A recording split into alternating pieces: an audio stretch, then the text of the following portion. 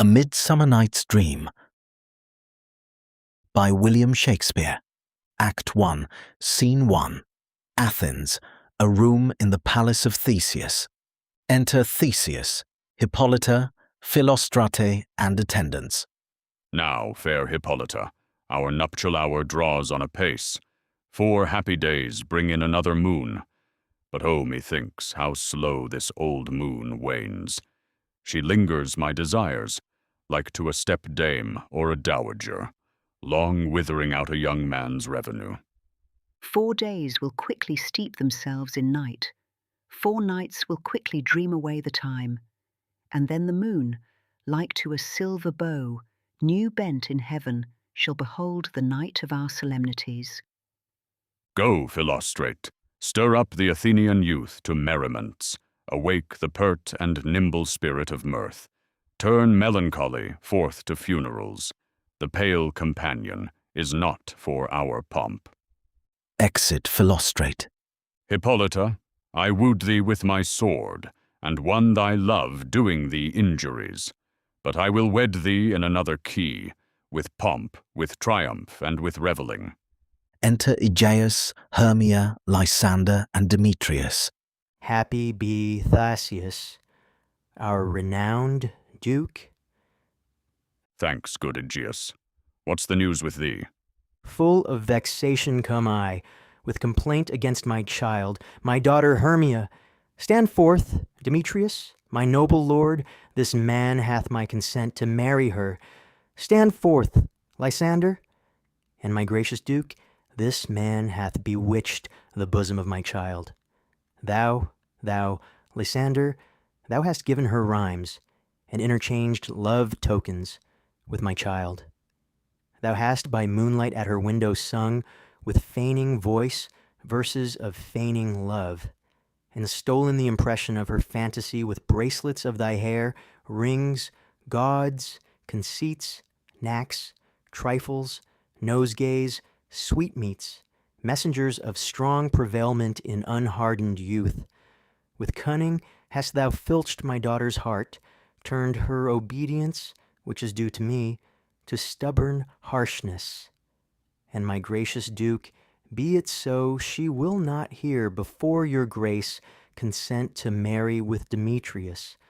I beg the ancient privilege of Athens, as she is mine I may dispose of her, which shall be either to this gentleman or to her death, according to our law immediately provided in that case. What say you, Hermia? Be advised, fair maid.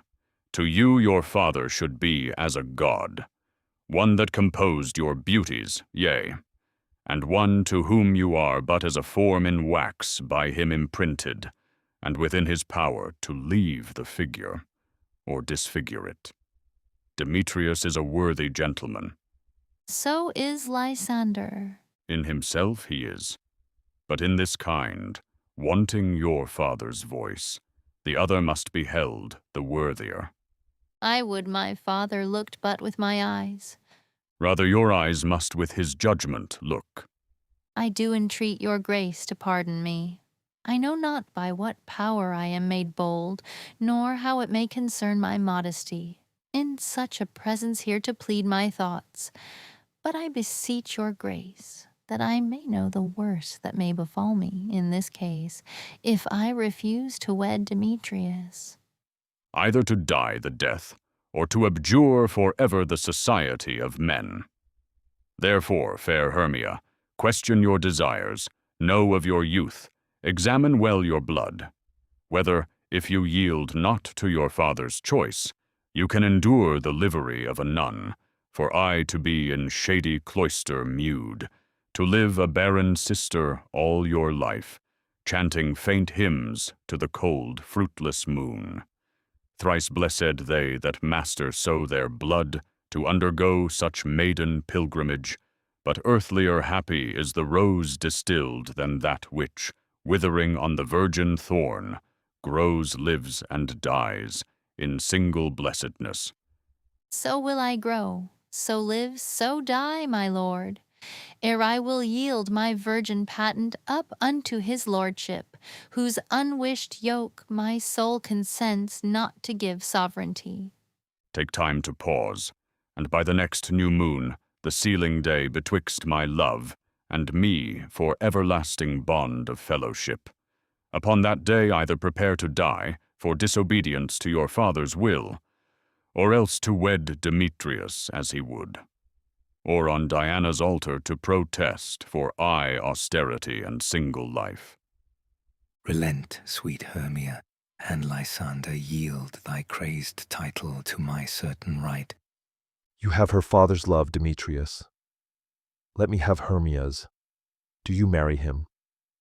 Scornful Lysander, true, he hath my love, and what is mine my love shall render him, and she is mine, and all my right of her I do estate unto Demetrius. I am my lord, as well derived as he, as well possessed. My love is more than his.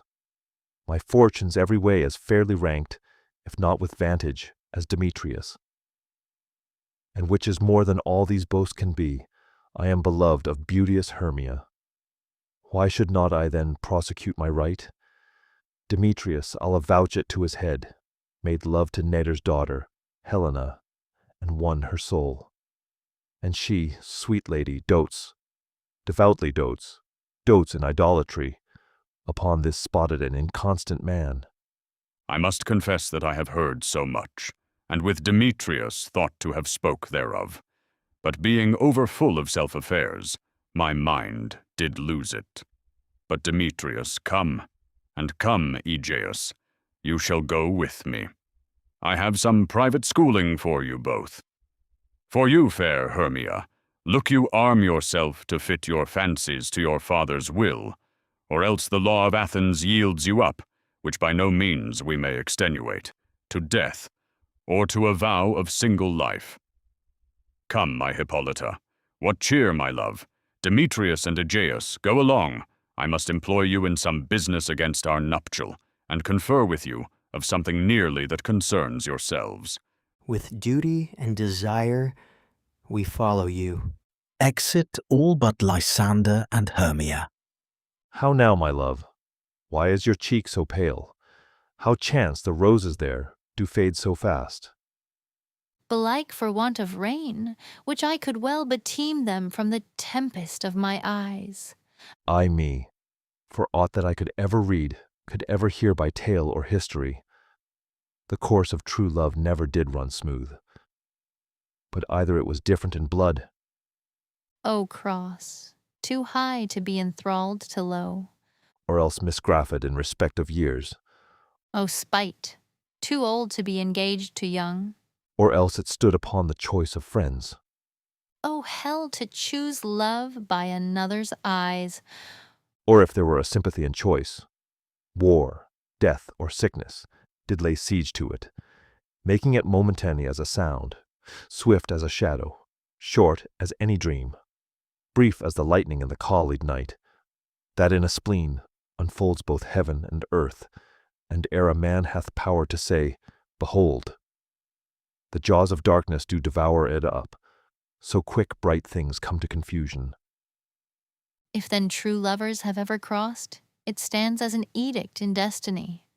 Then let us teach our trial patience, because it is a customary cross, as due to love as thoughts and dreams and sighs, wishes and tears, poor fancies followers.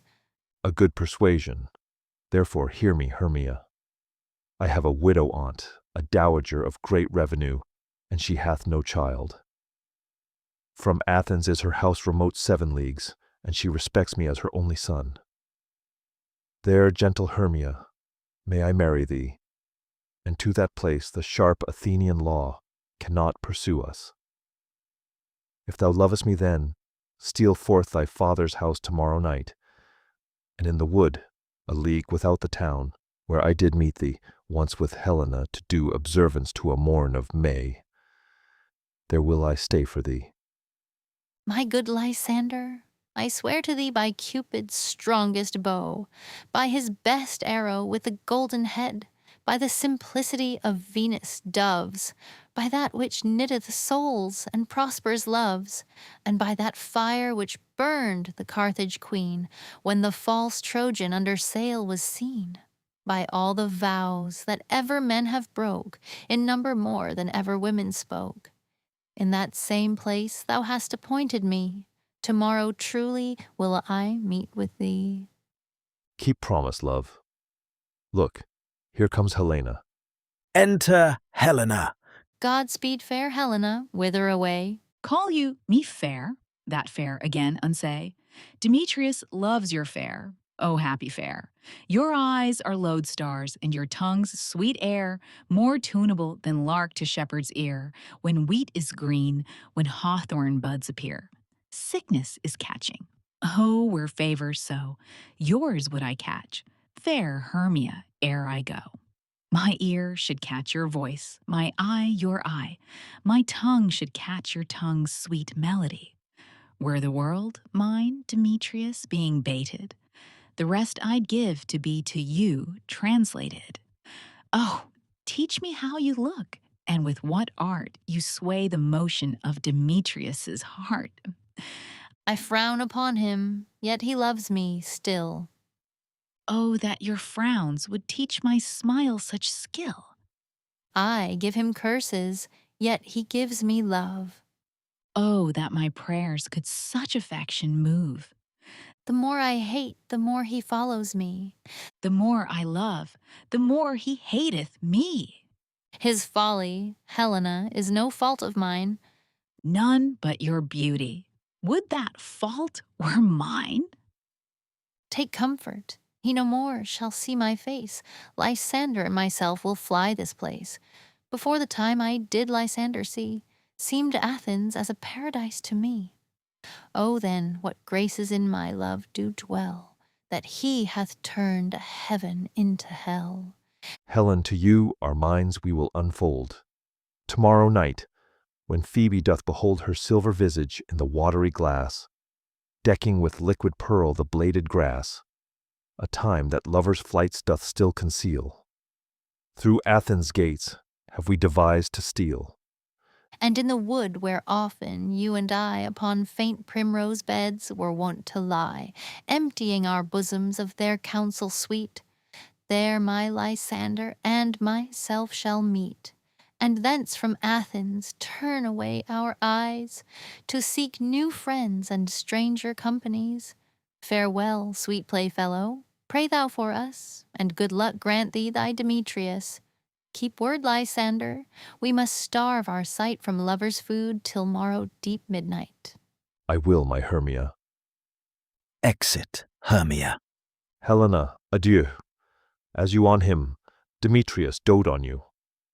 Exit Lysander. How happy some or other some can be. Through Athens I am thought as fair as she. But what of that? Demetrius thinks not so. He will not know what all but he do know, and as he errs, doting on Hermia's eyes, so I, admiring of his qualities, things base and vile, holding no quantity, love can transpose to form and dignity. Love looks not with the eyes, but with the mind, and therefore is winged Cupid painted blind. Nor hath love's mind of any judgment taste, wings and no eyes, figure, unheedy haste. And therefore is love said to be a child, because in choice he is so oft beguiled. As waggish boys in game themselves forswear, so the boy a love is perjured everywhere. For ere Demetrius looked on Hermia's eyne, he hailed down oaths that he was only mine. And when this hail some heat from Hermia felt, so he dissolved, and showers of oaths did melt. I will go tell him of fair Hermia's flight. Then to the wood will he tomorrow night pursue her. And for this intelligence, if I have thanks, it is a dear expense. But herein mean I to enrich my pain, to have his sight thither and back again. Exit Helena. Scene 2. The same. A room in a cottage. Enter Quince, Snug, Bottom, Flute, Snout, and Starveling. Is all our company here? You were best to call them generally, man by man according to the script. Here is the scroll of every man's name, which is thought fit through all Athens, to play in our interlude before the Duke and Duchess on his wedding day at night. First, good Peter Quince, say what the play treats on, then read the names of the actors, and so grow to a point. Mary, our play is the most lamentable comedy and most cruel death of Pyramus and Thisbe. A very good piece of work, I assure you, and a merry. Now, good Peter Quince, call forth your actors by the scroll. Masters, spread yourselves. Answer, as I call you, Nick Bottom, the weaver. Ready. Name what part I'm for and proceed. You, Nick Bottom, are set down for Pyramus. What is Pyramus? A lover or a tyrant? A lover that kills himself most gallantly for love. That will ask some tears in the true performing of it. If I do it, let the audience look to their eyes. I will move storms. I will condole in some measure. To the rest, yet my chief humor is for a tyrant. I could play Hercules rarely, or a part to tear a cat in, to make all split. The raging rocks and shivering shocks shall break the locks of prison gates, and Phoebus's car shall shine from far, and make and mar the foolish fates. This was lofty. Now name the rest of the players. This is Hercules' vein, a tyrant's vein. A lover is more condoling. Francis Flute, the bellows mender. Here, Peter Quince. Flute, you must take Thisbe on you. What is Thisbe? A wandering knight? It is the lady that Pyramus must love. Nay, faith, let not me play a woman. I have a beard coming. That's all one. You shall play it in a mask, and you may speak as small as you will. And I may hide my face. Let me play Thisbe too. I'll speak in a monstrous little voice. This'n, this'n, ah, Pyramus, my lover dear, thy Thisbe dear, and lady dear. No, no, you must play Pyramus, and, Flute, you Thisbe. Well, proceed. Robin Starveling, the tailor. Here, Peter Quince. Robin Starveling, you must play Thisbe's mother. Tom Snout, the tinker. Here, Peter Quince. You, Pyramus's father. Myself, Thisbe's father. Snug, the joiner. You, the lion's part. And I hope here is a play fitted. Have you the lion's part written? Pray you, if it be, give it me, for I am slow of study. You may do it extempore, for it is nothing but roaring. Let me play the lion too. I will roar, that I will do any man's heart good to hear me. I will roar, that I will make the Duke say, let him roar again, let him roar again. If you should do it too terribly, you would fright the Duchess and the ladies, that they would shriek, and that were enough to hang us all. That would hang us every mother's son. I grant you, friends, if you should fright the ladies out of their wits, they would have no more discretion but to hang us. But I will aggravate my voice so that I will roar you as gently as any sucking dove. I will roar you and tware any nightingale. You can play no part but Pyramus, for Pyramus is a sweet-faced man, a proper man as one shall see in a summer's day, a most lovely gentleman-like man. Therefore you must needs play Pyramus. Well, I will undertake it. What beard were I best to play it in? Why, what you will. I will discharge it in either your straw color beard, your orange tawny beard, your purple and grain beard, or your French crown color beard, your perfect yellow. Some of your French crowns have no hair at all, and then you will play bare-faced. But, masters, here are your parts, and I am to entreat you, request you, and desire you to con them by tomorrow night, and meet me in the palace wood, a mile without the town, by moonlight. There will we rehearse, for if we meet in the city, we shall be dogged with company, and our devices known. In the meantime, I will draw a bill of properties, such as our play wants. I pray you fail me not. We will meet, and there we may rehearse most obscenely and courageously. Take pains, be perfect, adieu. At the Duke's Oak we meet. Enough, hold or cut bowstrings. Act 2, Scene 1, a wood near Athens. Enter a fairy at one door and Puck at another. How now, spirit, whither wander you? Over hill, over dale, thorough bush, thorough briar, over park, over pale, thorough flood, thorough fire, I do wander everywhere, swifter than the moon's sphere, and I serve the fairy queen to dew her orbs upon the green, The cowslips tall her pensioners be, in their gold coats spots you see. Those be rubies, fairy favors, in those freckles live their savors. I must go seek some dewdrops here, and hang a pearl in every cowslip's ear. Farewell, thou lob of spirits, I'll be gone. Our queen and all her elves come here anon. The king doth keep his revels here tonight. Take heed the queen come not within his sight, for Oberon is passing fell and wrath, because that she, as her attendant, hath a lovely boy, stolen from an Indian king. She never had so sweet a changeling. And jealous Oberon would have the child knight of his train to trace the forests wild, but she perforce withholds the loved boy, crowns him with flowers, and makes him all her joy. And now they never meet in grove or green, by fountain clear or spangled starlight sheen, but they do square, that all their elves for fear creep into acorn cups and hide them there. Either I mistake your shape in making quite, or else you are that shrewd and knavish sprite called Robin Goodfellow. Are not you he that frights the maidens of the villagery, skim milk, and sometimes labor in the quern, and bootless make the breathless housewife churn, and sometime make the drink to bear no barm, mislead night wanderers, laughing at their harm?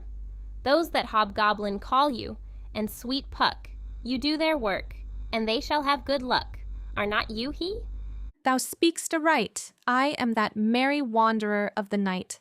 I jest to Oberon, and make him smile, when I a fat and bean-fed horse beguile, neighing in likeness of a filly foal, and sometime lurk I in a gossip's bowl in very likeness of a roasted crab, and when she drinks, against her lips I bob, and on her withered dewlap pour the ale. The wisest ant, telling the saddest tale, sometime for 3-foot stool mistaketh me, then slip I from her bum, down topples she, and Taylor cries and falls into a cough, and then the whole choir hold their hips and laugh, and waxen in their mirth and knees, and swear a merrier hour was never wasted there. But room, fairy, here comes Oberon. And here my mistress. Would that he were gone. Enter Oberon at one door with his train, and Titania at another with hers. Ill met by moonlight, proud Titania. What jealous Oberon! Fairies, skip hence. I have forsworn his bed and company. Tarry, rash wanton, am not I thy lord? Then I must be thy lady. But I know, when thou hast stolen away from fairyland, and in the shape of Corin sat all day playing on pipes of corn, and versing love to amorous Phillida, why art thou here, come from the farthest steep of India? But that, forsooth, the bouncing Amazon, your buskin mistress and your warrior love. To Theseus must be wedded, and you come to give their bed joy and prosperity. How canst thou thus, for shame, Titania, glance at my credit with Hippolyta, knowing I know thy love to Theseus? Didst not thou lead him through the glimmering night from Perigenia, whom he ravished, and make him with fair eagles break his faith with Ariadne and Antiopa? These are the forgeries of jealousy, and never since the middle summer's spring met we on hill in dale, forest or mead, by pavid fountain, or by rushy brook, or on the beached margent of the sea, to dance our ringlets to the whistling wind, but with thy brawls thou hast disturbed our sport. Therefore the winds, piping to us in vain, as in revenge have sucked up from the sea contagious fogs, which, falling in the land, hath every pelting river made so proud that they have overborne their continents. The ox hath therefore stretched his yoke in vain, the ploughman lost his sweat, and the green corn hath rotted ere his youth attained a beard. The fold stands empty in the drowned field, and crows are fatted with the Murrian flock. The 9 men's morris is filled up with mud, and the quaint mazes in the wanton green, for lack of tread, are undistinguishable. The human mortals want their winter here. No night is now with hymn or carol blessed. Therefore the moon, the governess of floods, pale in her anger, washes all the air, that rheumatic diseases do abound. And thorough this distemperature we see, the seasons alter, hoary-headed frosts fall in the fresh lap of the crimson rose, and on old Heme's thin and icy crown, an odorous chaplet of sweet summer buds is, as in mockery, set. The spring, the summer, the childing autumn, angry winter, change their wonted liveries, and the mazed world, by their increase, now knows not which is which. And this same progeny of evils comes from our debate, from our dissension. We are their parents and original. Do you amend it then? It lies in you. Why should Titania cross her Oberon? I do but beg a little changeling boy to be my henchman. Set your heart at rest. The fairyland buys not the child of me. His mother was a votress of my order, and in the spiced Indian air by night, full often hath she gossiped by my side, and sat with me on Neptune's yellow sands, marking them barked traders on the flood, when we have laughed to see the sails conceive, and grow big-bellied with the wanton wind, which she, with pretty and with swimming gait following her womb then rich with my young squire, would imitate and sail upon the land, to fetch me trifles and return again, as from a voyage rich with merchandise. But she, being mortal, of that boy did die, and for her sake do I rear up her boy, and for her sake I will not part with him. How long within this wood intend you stay? Perchance till after Theseus's wedding day. If you will patiently dance in our round and see our moonlight revels, go with us. If not, shun me, and I will spare your haunts. Give me that boy, and I will go with thee. Not for thy fairy kingdom. Fairies away. We shall chide downright if I longer stay. Exit Titania with her train. Well, go thy way. Thou shalt not from this grove till I torment thee for this injury. My gentle Puck, come hither. Thou rememberest, since once I sat upon a promontory, and heard a mermaid on a dolphin's back, uttering such dulcet and harmonious breath, that the rude sea grew civil at her song, and certain stars shot madly from their spheres to hear the sea maid's music. I remember. That very time I saw, but thou couldst not, flying between the cold moon and the earth, Cupid all armed, a certain aim he took at a fair vestal, throned by the west, and loosed his love shaft smartly from his bow, as it should pierce 100,000 hearts. But I might see young Cupid's fiery shaft quenched in the chaste beams of the watery moon, and the imperial votress passed on in maiden meditation, fancy-free. Yet marked I where the bolt of Cupid fell. It fell upon a little western flower, before milk-white, now purple with love's wound, and maidens call it love in idleness. Fetch me that flower, the herb I showed thee once, the juice of it on sleeping eyelids laid, will make, or man or woman, madly dote upon the next live creature that it sees. Fetch me this herb, and be thou here again ere the Leviathan can swim a league. I'll put a girdle round about the earth in 40 minutes. Exit Puck.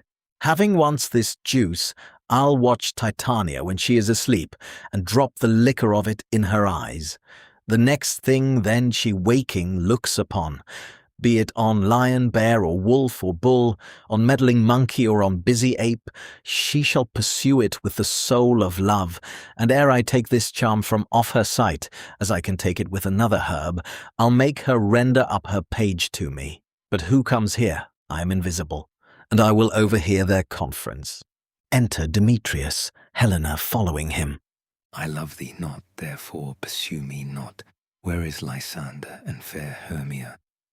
The one I'll slay, the other slayeth me. Thou toldst me they were stolen into this wood, and here am I, and woed within this wood because I cannot meet with Hermia. Hence, get thee gone, and follow me no more. You draw me, you hard-hearted adamant, but yet you draw not iron. For my heart is true as steel. Leave you your power to draw, and I shall have no power to follow you. Do I entice you? Do I speak you fair? Or rather do I not in plainest truth, tell you I do not, nor I cannot love you.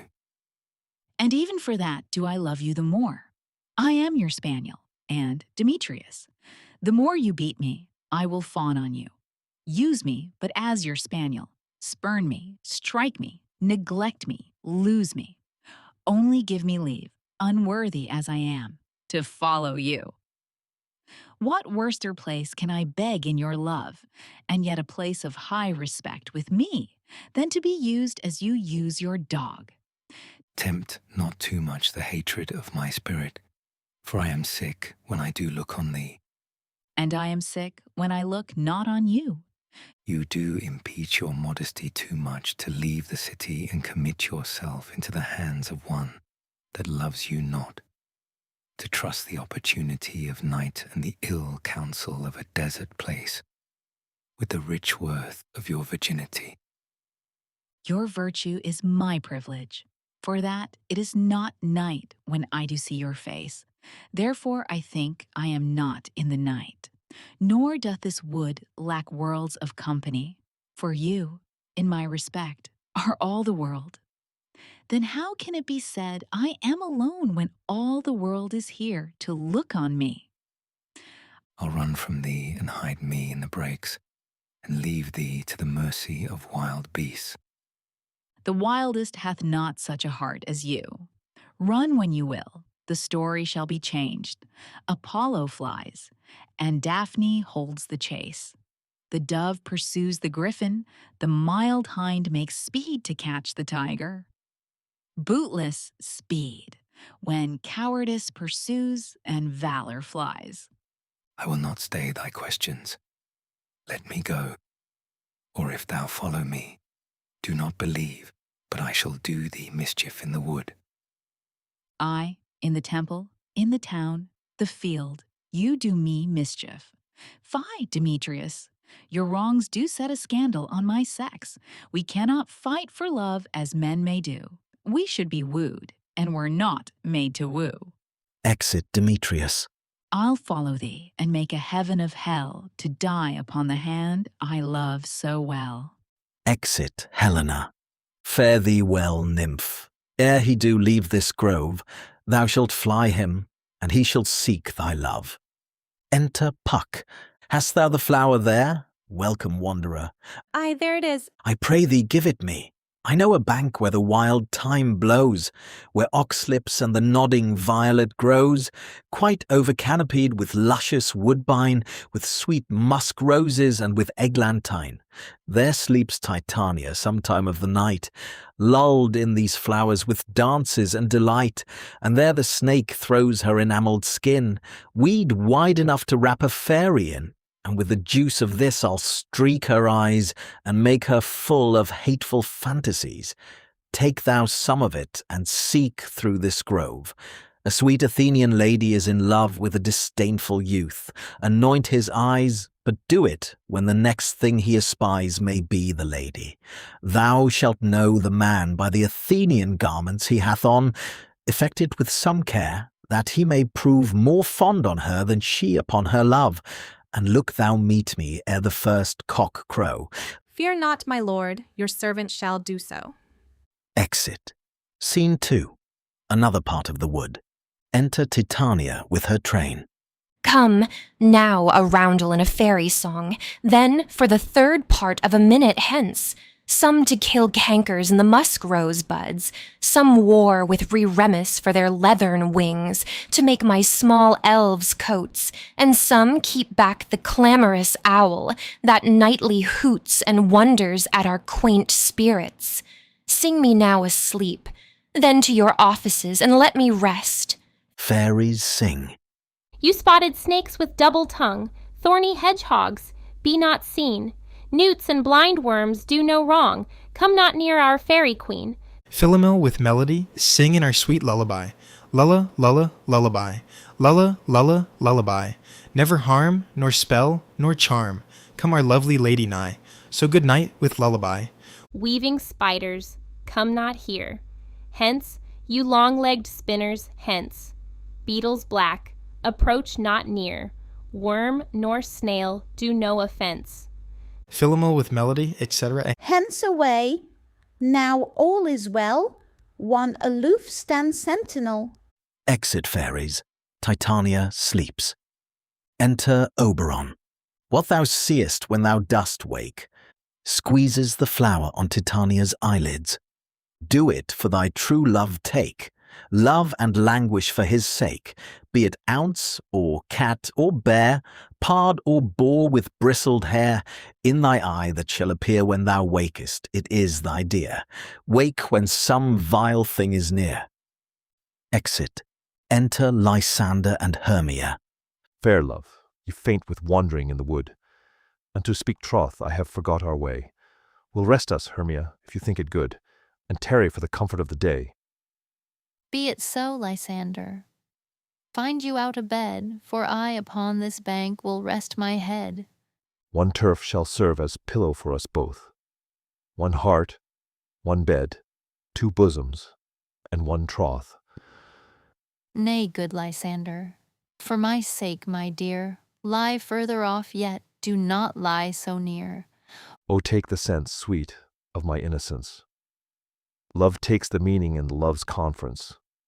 I mean that my heart unto yours is knit, so that but one heart we can make of it, two bosoms interchained with an oath. So then 2 bosoms and a single troth. Then by your side no bedroom me deny. For lying so, Hermia, I do not lie. Lysander riddles very prettily, now much beshrew my manners and my pride, if Hermia meant to say Lysander lied. But gentle friend, for love and courtesy lie further off, in human modesty. Such separation as may well be said becomes a virtuous bachelor and a maid, so far be distant. And good night, sweet friend, thy love ne'er alter till thy sweet life end. Amen. Amen. To that fair prayer say I, and then end life when I end loyalty. Here is my bed. Sleep, give thee all his rest. With half that wish the wisher's eyes be pressed. They sleep. Enter Puck. Through the forest have I gone, but Athenian found I none, on whose eyes I might approve this flower's force in stirring love. Night and silence. Who is here? Weeds of Athens he doth wear. This is he, my master said, Despesad the Athenian maid, and hear the maiden sleeping sound on the dank and dirty ground. Pretty soul, she durst not lie near this lack love, this kill courtesy. Churl, upon thy eyes I throw all the power this charm doth owe. When thou wakest, let love forbid sleep his seat on thy eyelid. So awake when I am gone, for I must now to Oberon. Exit. Enter Demetrius and Helena running. Stay, though thou kill me, sweet Demetrius. I charge thee, hence, and do not haunt me thus. Oh, wilt thou, darkling, leave me? Do not so. Stay, on thy peril. I alone will go. Exit Demetrius. Oh, I am out of breath in this fond chase. The more my prayer, the lesser is my grace. Happy is Hermia, wheresoe'er she lies, for she hath blessed and attractive eyes. How came her eyes so bright? Not with salt tears. If so, my eyes are oftener washed than hers. No, no, I am as ugly as a bear, for beasts that meet me run away for fear. Therefore, no marvel though Demetrius do, as a monster, fly my presence thus. What wicked and dissembling glass of mine made me compare with Hermia's sphery eyne? But who is here? Lysander, on the ground, dead or asleep. I see no blood, no wound. Lysander, if you live, good sir, awake. And run through fire I will for thy sweet sake. Transparent Helena, nature shows art that through thy bosom makes me see thy heart. Where is Demetrius? Oh, how fit a word is that vile name to perish on my sword. Do not say so, Lysander, say not so. What though he love your Hermia? Lord, what though? Yet Hermia still loves you. Then be content. Content with Hermia? No, I do repent. The tedious minutes I with her have spent. Not Hermia, but Helena I love. Who will not change a raven for a dove? The will of man is by his reason swayed, and reason says you are the worthier made. Things growing are not ripe until their season. So I, being young, till now ripe not to reason, and touching now the point of human skill, reason becomes the marshal to my will, and leads me to your eyes, where I o'erlook love's stories, written in love's richest book. Wherefore was I to this keen mockery born? When at your hands did I deserve this scorn?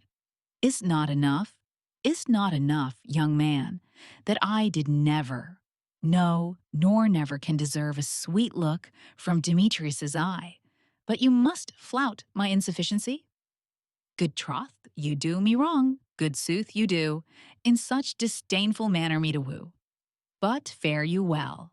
Perforce I must confess, I thought you lord of more true gentleness. Oh, that a lady of one man refused, should of another therefore be abused. And, Exit. She sees not Hermia. Hermia, sleep thou there, and never mayest thou come Lysander near. For as a surfeit of the sweetest things the deepest loathing to the stomach brings.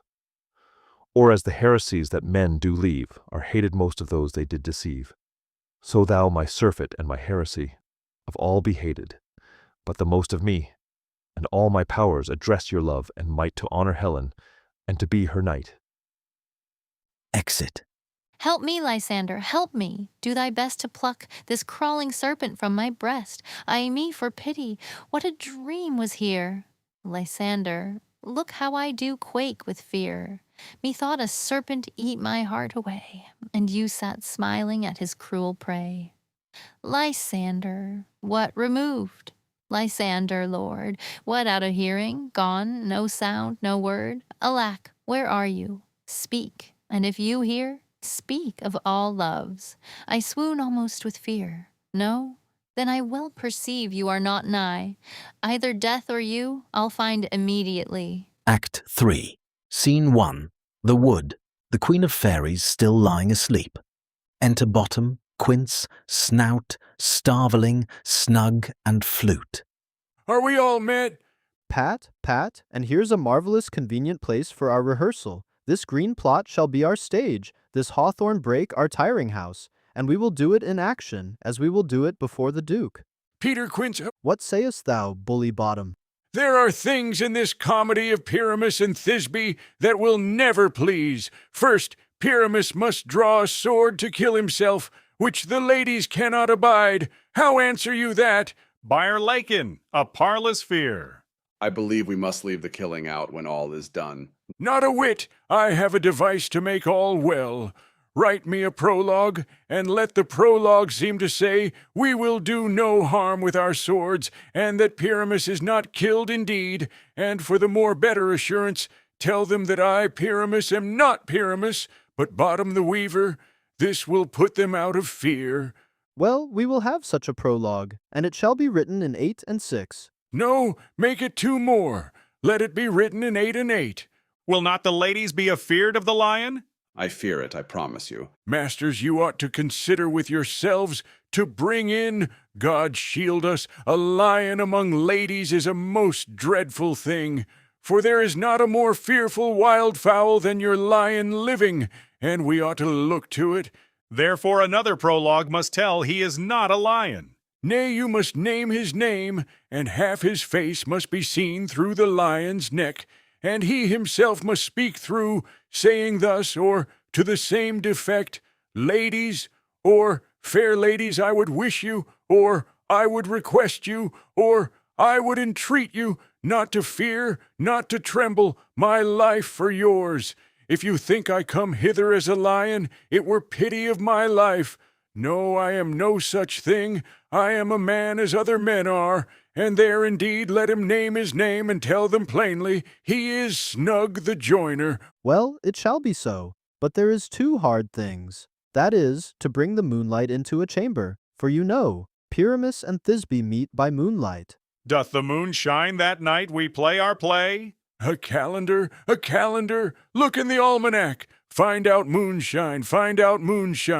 Yes, it doth shine that night. Why then may you leave a casement of the great chamber window where we play open, and the moon may shine in at the casement. Ay, or else one must come in with a bush of thorns and a lantern, and say he comes to disfigure or to present the person of moonshine. Then there is another thing. We must have a wall in the great chamber. For Pyramus and Thisbe, says the story, did talk through the chink of a wall. You can never bring in a wall. What say you, Bottom? Some man or other must present wall, and let him have some plaster, or some loam, or some rough cast about him, to signify wall, and let him hold his fingers thus, and through that cranny shall Pyramus and Thisbe whisper. If that may be, then all is well. Come, sit down, every mother's son, and rehearse your parts. Pyramus, you begin. When you have spoken your speech, enter into that break, and so everyone according to his cue. Enter Puck behind. What hempen homespuns have we swaggering here, so near the cradle of the fairy queen? What, a play toward? I'll be an auditor. An actor too, perhaps, if I see cause? Speak, Pyramus. Thisbe, stand forth. Thisbe, the flowers of odious savour sweet. Odors, odors. Odors, savour sweet. So hath thy breath, my dearest Thisbe dear.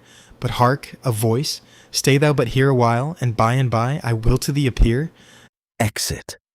A stranger Pyramus than air played here. Exit. Must I speak now? Ay, marry, must you? For you must understand he goes but to see a noise that he heard, and is to come again. Most radiant Pyramus, most lily-white of hue, of color like the red rose on triumphant briar, most brisky juvenile, and eke most lovely Jew, as true as truest horse, that yet would never tire, I'll meet thee, Pyramus, at Ninny's tomb. Ninus's tomb, man. Why, you must not speak that yet, that you answer to Pyramus. You speak all your part at once, cues and all. Pyramus, enter. Your cue is past. It is never tire. Oh, as true as truest horse, that yet would never tire. Enter Puck and Bottom with an ass's head. If I were fair, Thisbe, I were only thine. Oh, monstrous! Oh, strange! We are haunted. Pray, masters, fly, masters, help! Exit. Clowns. I'll follow you. I'll lead you about a round, through bog, through bush, through brake, through briar. Sometime a horse I'll be, sometime a hound, a hog, a headless bear, sometime a fire, and neigh and bark and grunt and roar and burn like horse, hound, hog, bear, fire at every turn. Exit. Why do they run away? This is a knavery of them to make me afeard. Enter Snout. O Bottom, thou art changed. What do I see on thee? What do you see? You see an ass head of your own, do you? Exit Snout. Enter Quince. Bless thee, Bottom, bless thee, thou art translated. Exit. I see their knavery. This is to make an ass of me, to fright me if they could, but I will not stir from this place. Do what they can. I will walk up and down here, and I will sing, that they shall hear I'm not afraid. Sings. The Ussel cock, so black of hue, with orange tawny bill, the throstle with his note so true, the wren with little quill. What angel wakes me from my flowery bed? Sings. The finch, the sparrow, and the lark, the plain song cuckoo gray, whose note full many a man doth mark, and dares not answer nay.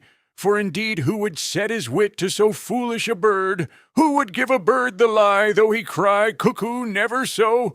I pray thee, gentle mortal, sing again. Mine ear is much enamoured of thy note, so is mine eye enthralled to thy shape, and thy fair virtue's force perforce doth move me, on the first view, to say, to swear, I love thee.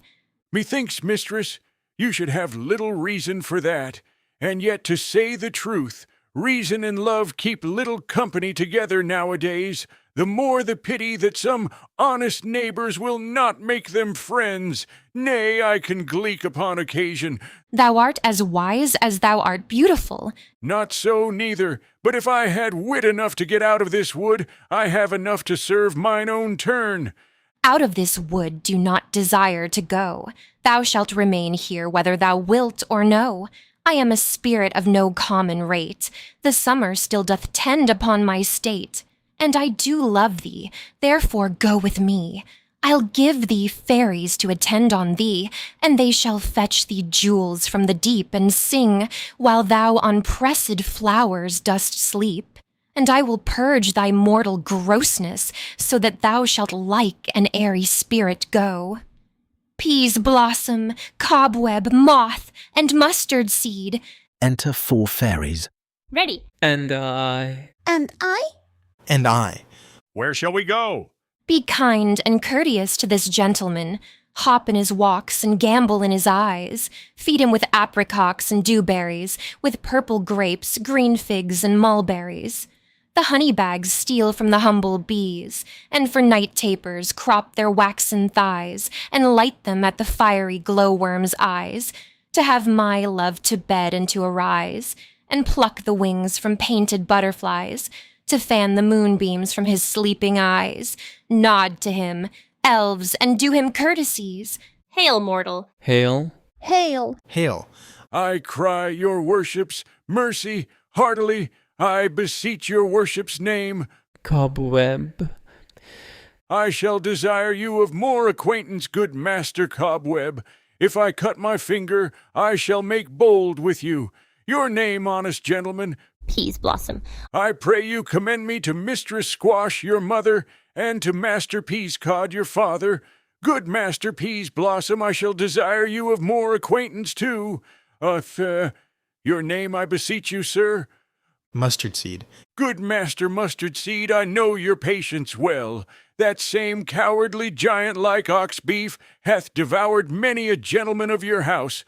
I promise you, your kindred hath made my eyes water ere now. I desire you of more acquaintance, good Master Mustard Seed. Come, wait upon him. Lead him to my bower. The moon, methinks, looks with a watery eye, and when she weeps, weeps every little flower, lamenting some enforced chastity. Tie up my love's tongue. Bring him silently. Exit. Scene 2. Another part of the wood. Enter Oberon. I wonder if Titania be awaked. Then, what it was that next came in her eye, which she must dote on in extremity. Enter Puck. Here comes my messenger. How now, mad spirit? What night rule now about this haunted grove?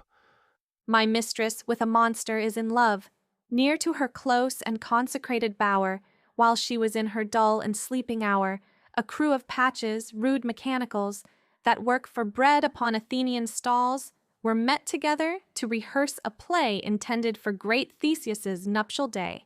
The shallowest thick skin of that barren sort, who Pyramus presented in their sport, forsook his scene and entered in a break.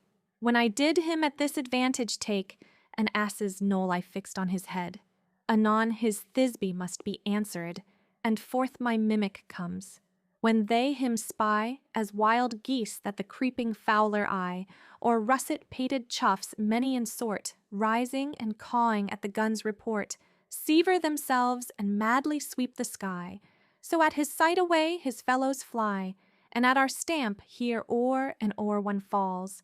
He murder cries, and help from Athens calls.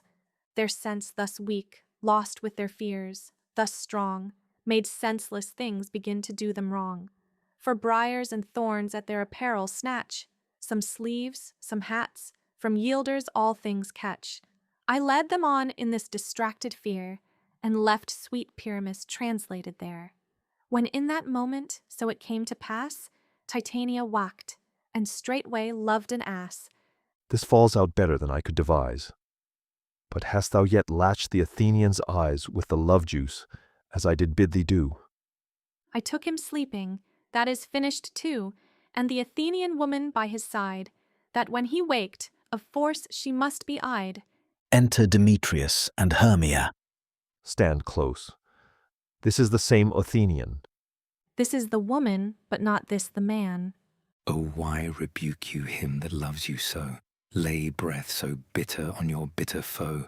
Now I but chide, but I should use thee worse, for thou, I fear, hast given me cause to curse. If thou hast slain Lysander in his sleep, being o'ershoes in blood, plunge in the deep, and kill me too. The sun was not so true unto the day as he to me. Would he have stolen away from sleeping Hermia? I'll believe as soon. This whole earth may be bored, and that the moon may through the centre creep, and so displease her brother's noontide with the Antipodes. It cannot be but thou hast murdered him. So should a murderer look, so dead, so grim. So should the murdered look, and so should I, pierced through the heart with your stern cruelty. Yet you, the murderer, look as bright, as clear, as yonder Venus in her glimmering sphere. What's this to my Lysander? Where is he? Ah, good Demetrius, wilt thou give him me? I had rather give his carcass to my hounds. Out, dog, out, cur! Thou drivest me past the bounds of maiden's patience. Hast thou slain him, then? Henceforth be never numbered among men. Oh, once tell true even for my sake. Durst thou have looked upon him being awake, and hast thou killed him sleeping? O brave touch! Could not a worm and adder do so much? An adder did it. For with a doubler tongue than thine, thou serpent, never adder stung. You spend your passion on a misprised mood. I am not guilty of Lysander's blood, nor is he dead for aught that I can tell. I pray thee, tell me then that he is well. And if I could, what should I get therefore? A privilege never to see me more, and from thy hated presence part I so see me no more, whether he be dead or no. Exit. There is no following her in this fierce vein. Here, therefore, for a while I will remain. So sorrow's heaviness doth heavier grow, for debt that bankrupt sleep doth sorrow owe, which now in some slight measure it will pay, if for his tender here I make some stay. Lies down. What hast thou done? Thou hast mistaken quite, and laid the love juice on some true love's sight. Of thy misprision must perforce ensue some true love turned, and not a false turn true. Then fate o'errules that one man holding troth, a million fail, confounding oath on oath. About the wood goes swifter than the wind, and Helena of Athens look thou find. All fancy sick she is, and pale of cheer with sighs of love that cost the fresh blood dear. By some illusion, see thou bring her here. I'll charm his eyes against she do appear. I go, look how I go, swifter than arrow from the Tartar's bow. Exit. Flower of this purple dye, hit with Cupid's archery, sink an apple of his eye. When his love he doth espy, let her shine as gloriously as the Venus of the sky. When thou wakest, if she be by, beg of her for remedy. Enter Puck. Captain of our fairy band, Helena is here at hand, and the youth mistook by me, pleading for a lover's fee. Shall we their fond pageant see? Lord, what fools these mortals be. Stand aside. The noise they make will cause Demetrius to awake. Then will two at once woo one. That must needs be sport alone, and those things do best please me that befall preposterously. Enter Lysander and Helena. Why should you think that I should woo in scorn? Scorn and derision never come in tears. Look, when I vow, I weep, and vows so born, in their nativity all truth appears. How can these things in me seem scorn to you, bearing the badge of faith to prove them true?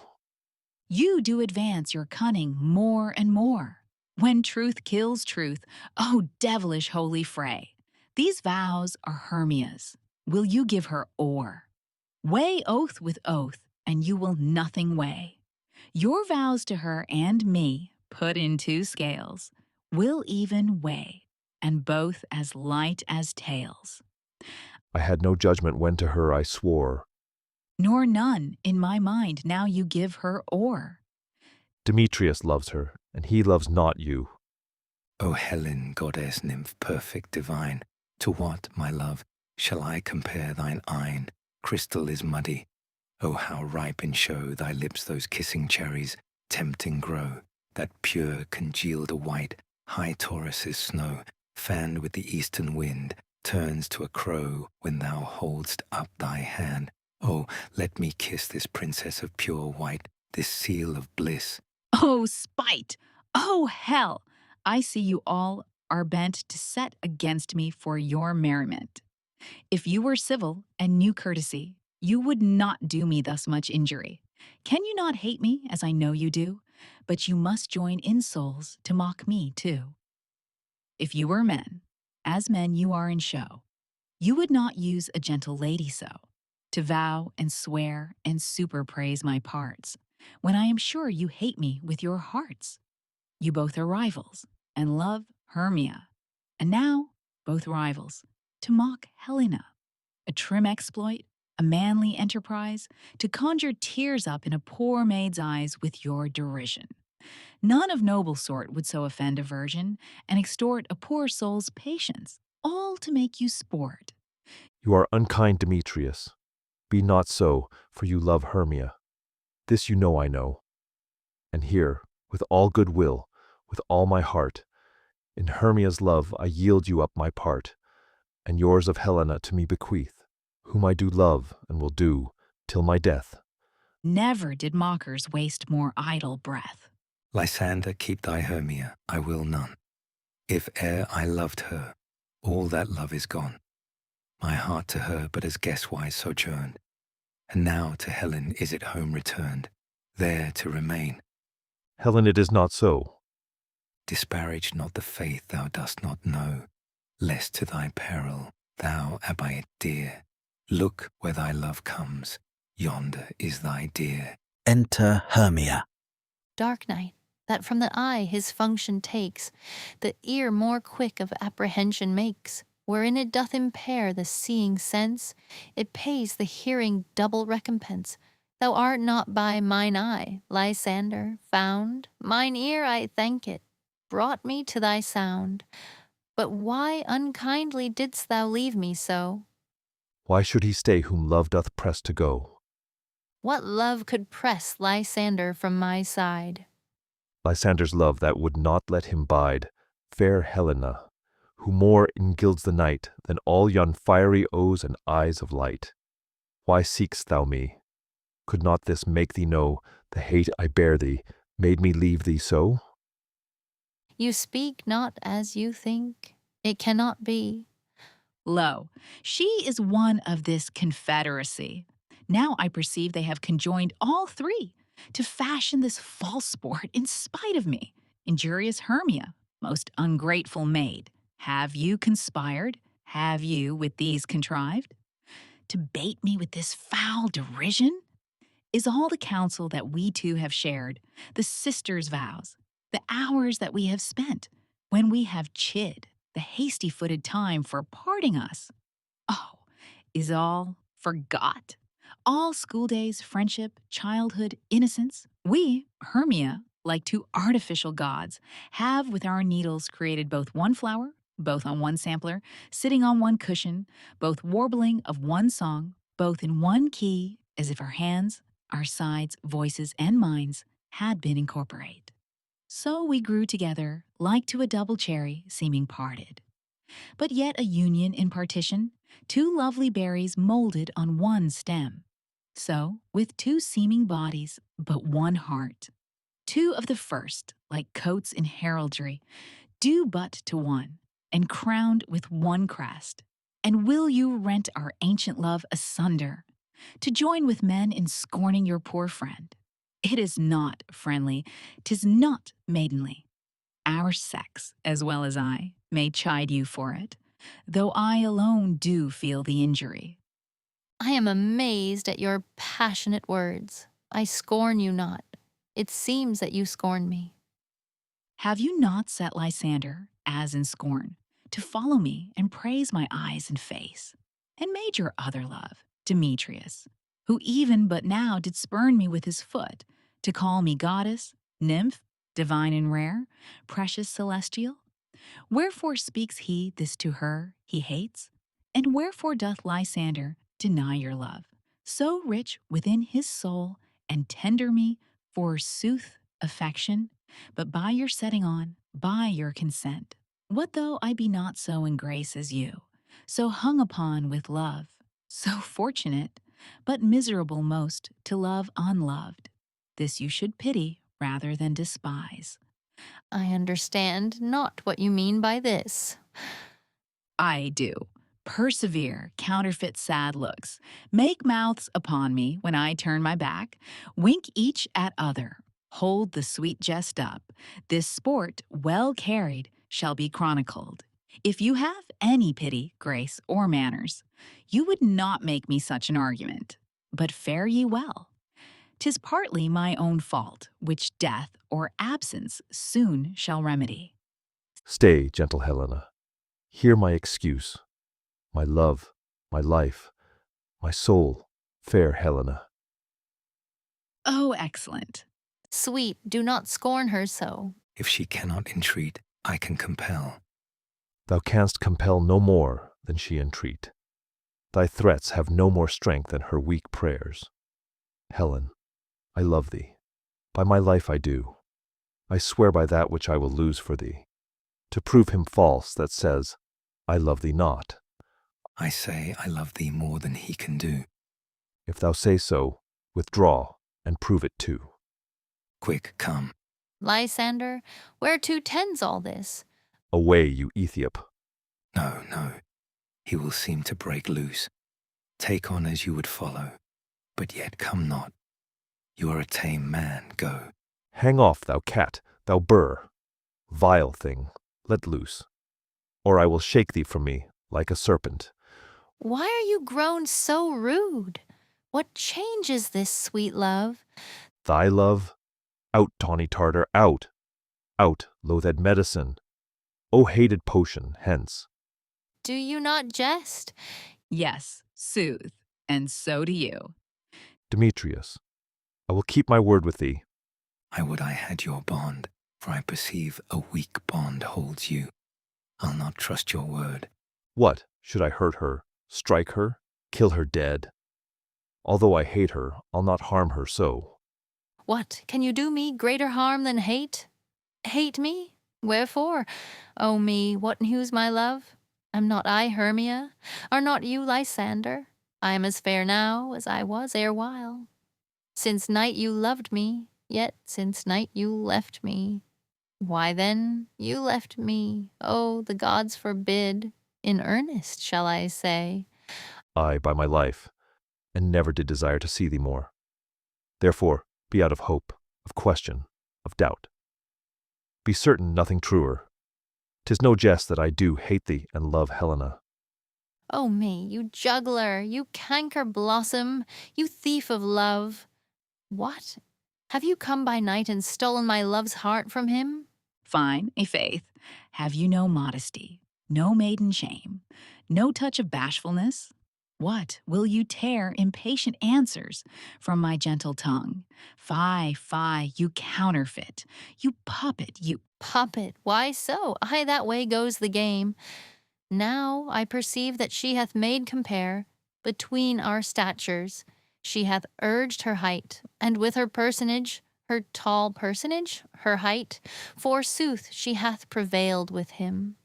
And are you grown so high in his esteem because I am so dwarfish and so low? How low am I, thou painted maypole? Speak, how low am I? I am not yet so low, but that my nails can reach unto thine eyes. I pray you, though you mock me, gentlemen, let her not hurt me.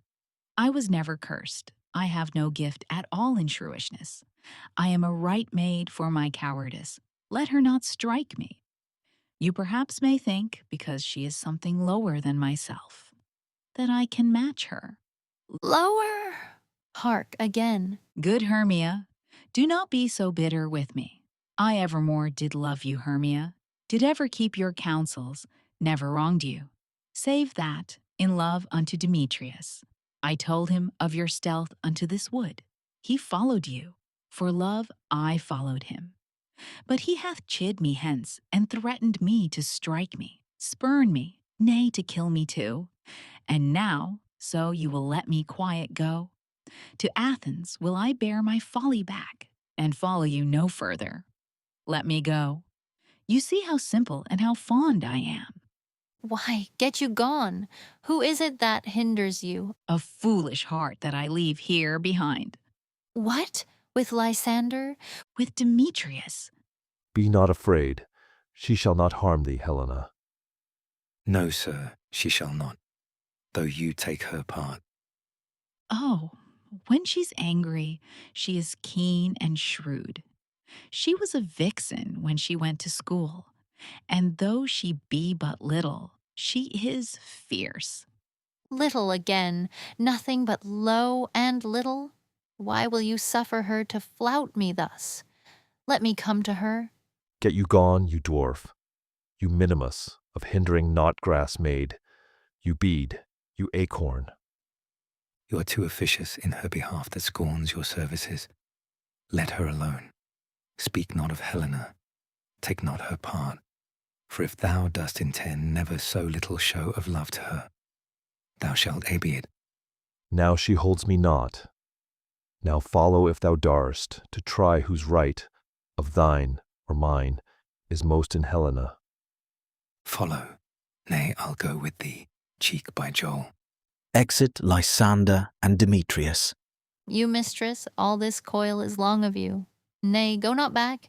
I will not trust you, nor longer stay in your cursed company. Your hands than mine are quicker for a fray. My legs are longer, though, to run away. Exit. I am amazed, and know not what to say. Exit, pursuing Helena. This is thy negligence. Still thou mistakest, or else committ'st thy knaveries wilfully. Believe me, king of shadows, I mistook. Did not you tell me I should know the man by the Athenian garments he had on? And so far blameless proves my enterprise that I have anointed an Athenian's eyes. And so far am I glad it so did sort, as this their jangling I esteem a sport. Thou seest, these lovers seek a place to fight. High, therefore, Robin overcast the night. The starry welkin cover thou anon with drooping fog, as black as Acheron, and lead these testy rivals so astray as one come not within another's way. Like to Lysander, sometime frame thy tongue, then stir Demetrius up with bitter wrong, and sometime rail thou like Demetrius. And from each other look thou lead them thus, till o'er their brows death, counterfeiting sleep, with leaden legs and batty wings doth creep. Then crush this herb into Lysander's eye, whose liquor hath this virtuous property, to take from thence all error with his might, and make his eyeballs roll with wonted sight. When they next wake, all this derision shall seem a dream and fruitless vision. And back to Athens shall the lovers wend, with league whose date till death shall never end. Whiles I in this affair do thee employ, I'll to my queen, and beg her Indian boy. And then I will her charmed eye release from monsters' view, and all things shall be peace.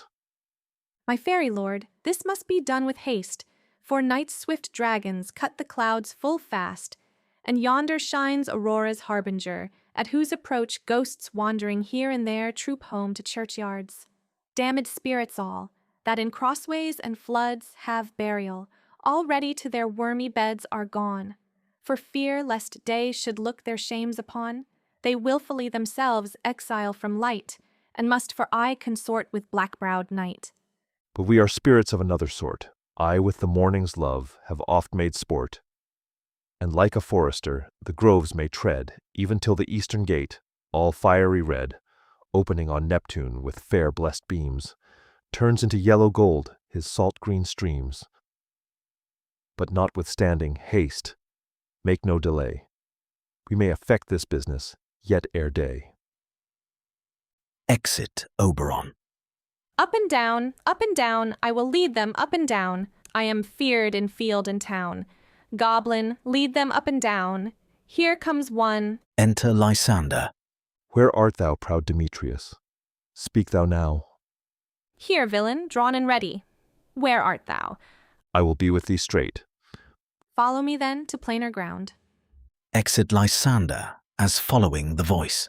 Enter Demetrius. Lysander, speak again.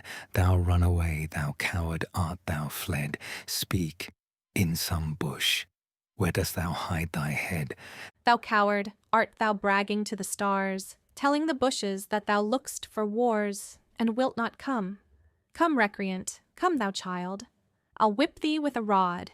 He is defiled that draws a sword on thee. Yea, art thou there? Follow my voice. We'll try no manhood here. Exit. Enter Lysander. He goes before me and still dares me on. When I come where he calls, then he is gone. The villain is much lighter heeled than I. I followed fast, but faster he did fly. That fallen am I in dark, uneven way, and here will rest me. Come, thou gentle day, for if but once thou show me thy grey light, I'll find Demetrius, and revenge this spite. Sleeps. Enter Puck and Demetrius. Ho, ho, ho, coward, why comest thou not? Abide me, if thou darst. For well I wot thou run'st before me, shifting every place, and darst not stand, nor look me in the face. Where art thou? Come hither, I am here. Nay then, thou mock'st me. Thou shalt buy this dear, if ever I thy face by daylight see. Now go thy way. Faintness constraineth me to measure out my length on this cold bed. By day's approach look to be visited. Lies down and sleeps. Enter Helena. O weary night, O long and tedious night, abate thy hours. Shine comforts from the east, that I may back to Athens by daylight, from these that my poor company detest, and sleep that sometimes shuts up sorrow's eye. Steal me a while from mine own company. Sleeps. Yet but 3? Come one more. 2 of both kinds makes up 4. Here she comes, cursed and sad. Cupid is a knavish lad, thus to make poor females mad. Enter Hermia. Never so weary, never so in woe, bedabbled with the dew and torn with briars, I can no further crawl, no further go. My legs can keep no pace with my desires. Here will I rest me till the break of day. Heavens shield Lysander, if they mean a fray. Lies down. On the ground, sleep sound. I'll apply to your eye, gentle lover, remedy. Squeezing the juice on Lysander's eye. When thou wakest, thou takest true delight in the sight of thy former lady's eye, and the country proverb known, that every man should take his own, in your waking shall be shown. Jack shall have Jill, naught shall go ill, the man shall have his mare again, and all shall be well. Act 4. Scene 1. The Wood. Lysander, Demetrius, Helena, and Hermia still asleep. Enter Titania and Bottom, Peas Blossom, Cobweb, Moth, Mustard Seed, and other fairies attending. Oberon behind, unseen.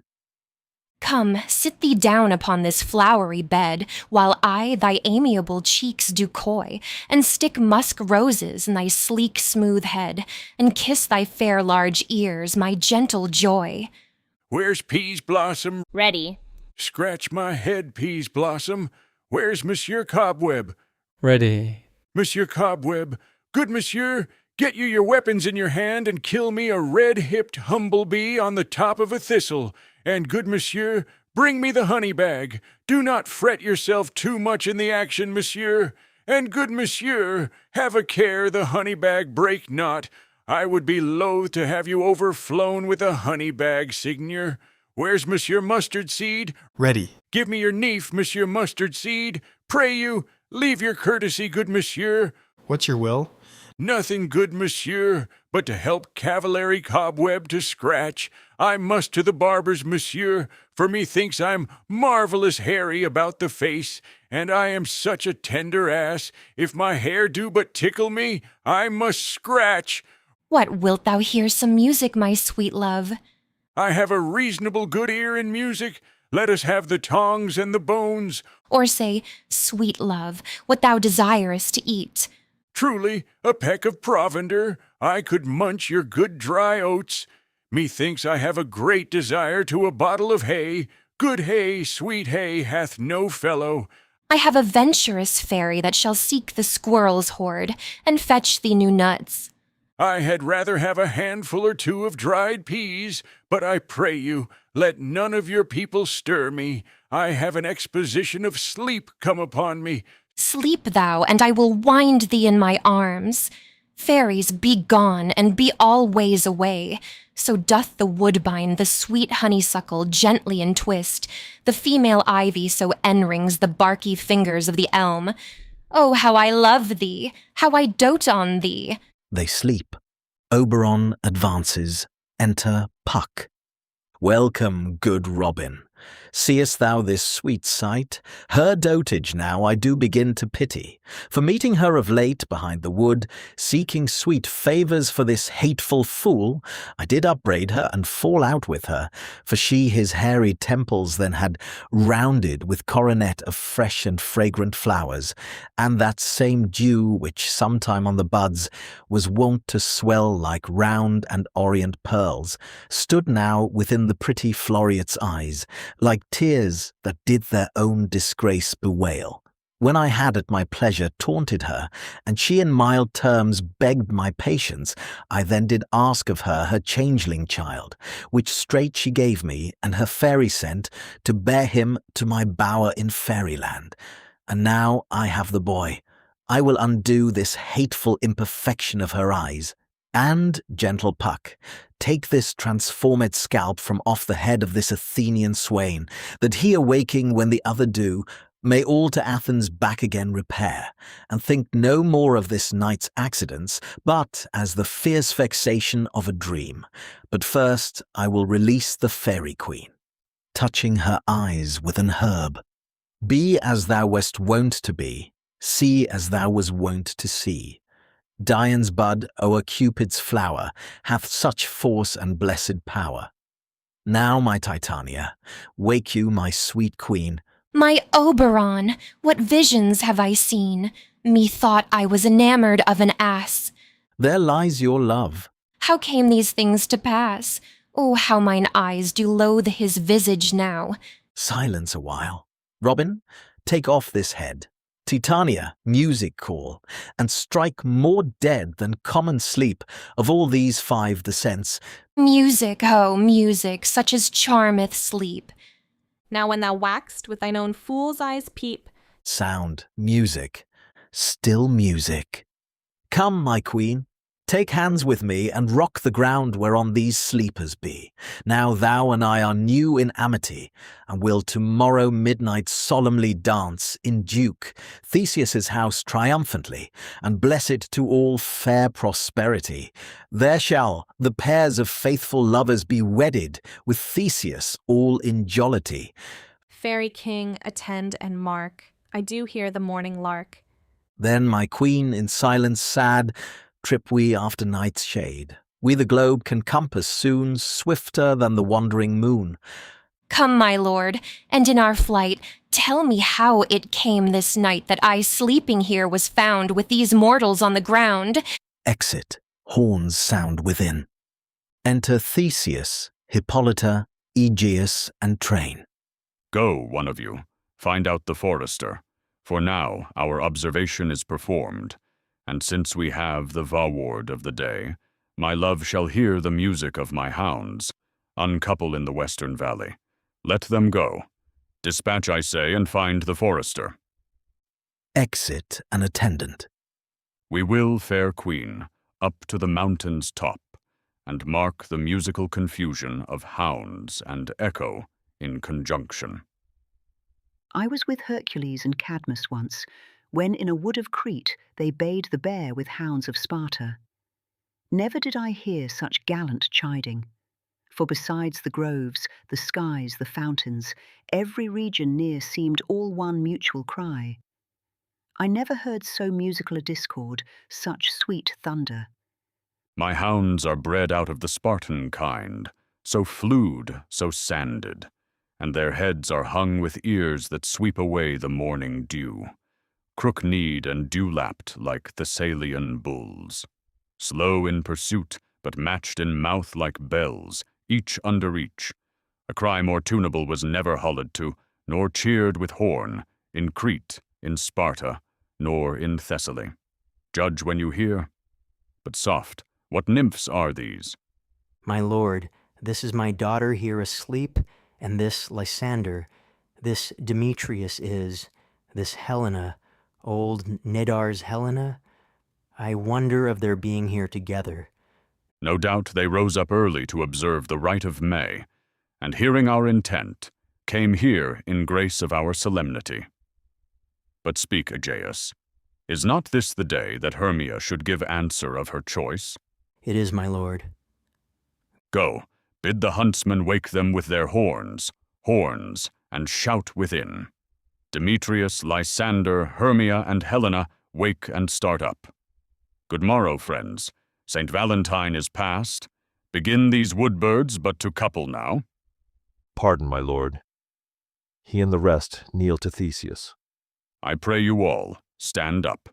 I know you two are rival enemies. How comes this gentle concord in the world, that hatred is so far from jealousy to sleep by hate, and fear no enmity? My lord, I shall reply amazedly, half sleep, half waking. But as yet I swear, I cannot truly say how I came here. But as I think, for truly would I speak, and now I do bethink me, so it is. I came with Hermia hither. Our intent was to be gone from Athens, where we might be without the peril of the Athenian law. Enough, enough, my lord. You have enough. I beg the law upon his head. They would have stolen away, they would, Demetrius, thereby to have defeated you and me. You of your wife, and me of my consent. Of my consent that she should be your wife.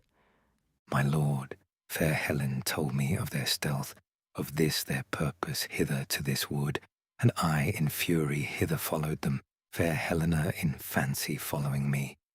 But, my good lord, I wot not by what power, but by some power it is, my love to Hermia, melted as the snow, seems to me now as the remembrance of an idle gaud, which in my childhood I did dote upon, and all the faith, the virtue of my heart, the object and the pleasure of mine eye, is only Helena. To her, my lord, was I betrothed ere I saw Hermia. But like a sickness did I loathe this food, but as in health, come to my natural taste, now I do wish it, love it, long for it, and will for evermore be true to it. Fair lovers, you are fortunately met. Of this discourse we more will hear anon. Aegeus, I will overbear your will, for in the temple, by and by with us, these couples shall eternally be knit. And for the morning now is something worn, our purposed hunting shall be set aside. Away with us to Athens. 3 and 3, we'll hold a feast in great solemnity. Come, Hippolyta. Exit. Theseus, Hippolyta, Aegeus, and train. These things seem small and undistinguishable, like far-off mountains turned into clouds. Methinks I see these things with parted eye, when everything seems double. So methinks, and I have found Demetrius like a jewel, mine own and not mine own. Are you sure that we are awake? It seems to me that yet we sleep, we dream. Do not you think the Duke was here, and bid us follow him? Yea, and my father. And Hippolyta. And he did bid us follow to the temple. Why then we are awake. Let's follow him. And by the way, let us recount our dreams. Exit. When my cue comes, call me, and I will answer. My next is most fair Pyramus. Hi-ho, Peter Quince, flute, the bellows mender, snout, the tinker, starveling, God's my life, stolen hence and left me asleep. I have had a most rare vision. I have had a dream, past the wit of man to say what dream it was. Man is but an ass if he go about to expound this dream. Methought I was There is no man can tell what. Methought I was, and methought I had, but man is but a patched fool if he will offer to say what methought I had. The eye of man hath not heard, the ear of man hath not seen, man's hand is not able to taste, his tongue to conceive, nor his heart to report what my dream was. I will get Peter Quince to write a ballad of this dream. It shall be called Bottom's Dream, because it hath no bottom, and I will sing it in the latter end of a play, before the Duke. Peradventure, to make it the more gracious, I shall sing it at her death. Exit. Scene 2. Athens. A room in Quince's house. Enter Quince, flute, snout, and starveling. Have you sent to Bottom's house? Is he come home yet? He cannot be heard of. Out of doubt he is transported. If he come not, then the play is marred. It goes not forward, doth it? It is not possible. You have not a man in all Athens able to discharge Pyramus but he. No, he hath simply the best wit of any handicraft man in Athens. Yea, and the best person too. And he is a very paramour for a sweet voice. You must say paragon. A paramour is, God bless us, a thing of naught. Enter Snug. Masters, the Duke is coming from the temple, and there is 2 or 3 lords and ladies more married. If our sport had gone forward, we had all been made men. O sweet bully Bottom! Thus hath he lost 6 pence a day during his life. He could not have scaped 6 pence a day, and the Duke had not given him 6 pence a day for playing Pyramus. I'll be hanged. He would have deserved it. 6 pence a day in Pyramus or nothing. Enter Bottom. Where are these lads? Where are these hearts? Bottom, O most courageous day, O most happy hour. Masters, I am to discourse wonders, but ask me not what, for if I tell you, I am not true Athenian. I will tell you everything right as it fell out. Let us hear, sweet Bottom. Not a word of me. All that I will tell you is that the Duke hath dined. Get your apparel together, good strings to your beards, new ribbons to your pumps. Meet presently at the palace, every man look o'er his part. For the short and the long is, our play is preferred in any case. Let Thisbe have clean linen, and let not him that plays the lion pare his nails, for they shall hang out for the lion's claws. And most dear actors, eat no onions nor garlic, for we are to utter sweet breath, and I do not doubt but to hear them say it is a sweet comedy. No more words. Away, go away. ACT 5. Scene 1. Athens. An apartment in the palace of Theseus. Enter Theseus, Hippolyta, Philostrate, lords and attendants. 'Tis strange, my Theseus, that these lovers speak of. More strange than true. I never may believe these antique fables, nor these fairy toys. Lovers and madmen have such seething brains, such shaping fantasies, that apprehend more than cool reason ever comprehends. The lunatic, the lover, and the poet are of imagination all compact. One sees more devils than vast hell can hold. That is the madman. The lover, all as frantic, sees Helen's beauty in a brow of Egypt. The poet's eye, in a fine frenzy rolling, doth glance from heaven to earth, from earth to heaven. And as imagination bodies forth the forms of things unknown, the poet's pen turns them to shapes, and gives to airy nothing a local habitation and a name. Such tricks hath strong imagination, that if it would but apprehend some joy, it comprehends some bringer of that joy. Or in the night, imagining some fear, how easy is a bush supposed a bear.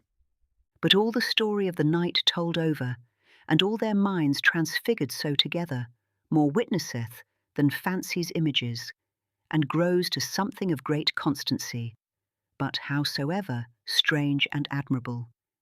Enter lovers, Lysander, Demetrius, Hermia, and Helena. Here come the lovers, full of joy and mirth. Joy, gentle friends, joy and fresh days of love. accompany your hearts. More than to us. Wait in your royal walks, your board, your bed. Come now, what masks, what dances shall we have, to wear away this long age of 3 hours between our after-supper and bedtime? Where is our usual manager of mirth? What revels are in hand? Is there no play to ease the anguish of a torturing hour? Call Philostrate. Here, mighty Theseus. Say, what abridgment have you for this evening? What mask? What music? How shall we beguile the lazy time, if not with some delight? There is a brief, how many sports are ripe? Make choice, of which your highness will see first. Giving a paper. The battle with the centaurs, to be sung by an Athenian eunuch to the harp. Will none of that? That have I told my love, in glory of my kinsman Hercules. The riot of the tipsy bacchanals, tearing the Thracian singer in their rage. That is an old device, and it was played when I from Thebes came last a conqueror. The thrice 3 muses mourning for the death of learning, late deceased in beggary. That is some satire, keen and critical, not sorting with a nuptial ceremony. A tedious brief scene of young Pyramus and his love Thisbe, very tragical mirth. Merry and tragical, tedious and brief, that is hot ice and wondrous strange snow. How shall we find the concord of this discord? A play there is, my lord, some 10 words long, which is as brief as I have known a play. But by 10 words, my lord, it is too long, which makes it tedious. For in all the play, there is not 1 word apt, 1 player fitted. And tragical, my noble lord, it is. For Pyramus therein doth kill himself, which, when I saw rehearsed, I must confess, made mine eyes water. But more merry tears, the passion of loud laughter, never shed. What are they that do play it? Hard-handed men that work in Athens here, which never labored in their minds till now, and now have toiled their unbreathed memories with this same play against your nuptial. And we will hear it. No, my noble lord, it is not for you. I have heard it over, and it is nothing, nothing in the world, unless you can find sport in their intents, extremely stretched and conned with cruel pain to do you service. I will hear that play, for never anything can be amiss when simpleness and duty tender it. Go, bring them in, and take your places, ladies. Exit Philostrate. I love not to see wretchedness o'ercharged, and duty in his service perishing. Why, gentle sweet, you shall see no such thing. He says they can do nothing in this kind. The kinder we, to give them thanks for nothing. Our sport shall be to take what they mistake. And what poor duty cannot do, noble respect takes it in might, not merit. Where I have come, great clerks have purposed to greet me with premeditated welcomes. Where I have seen them shiver and look pale, make periods in the midst of sentences, throttle their practiced accent in their fears, and in conclusion, dumbly have broke off, not paying me a welcome. Trust me, sweet, out of this silence yet I picked a welcome, and in the modesty of fearful duty, I read as much as from the rattling tongue of saucy and audacious eloquence. Love, therefore, and tongue-tied simplicity, in least speak most to my capacity. Enter Philostrate. So please your grace, the prologue is addressed. Let him approach. Flourish of trumpets. Enter the prologue. If we offend, it is with our good will. That you should think, we come not to offend, but with good will. To show our simple skill, that is the true beginning of our end. Consider then, we come but in despite. We do not come as minding to content you. Our true intent is, all for your delight. We are not here, that you should here repent you.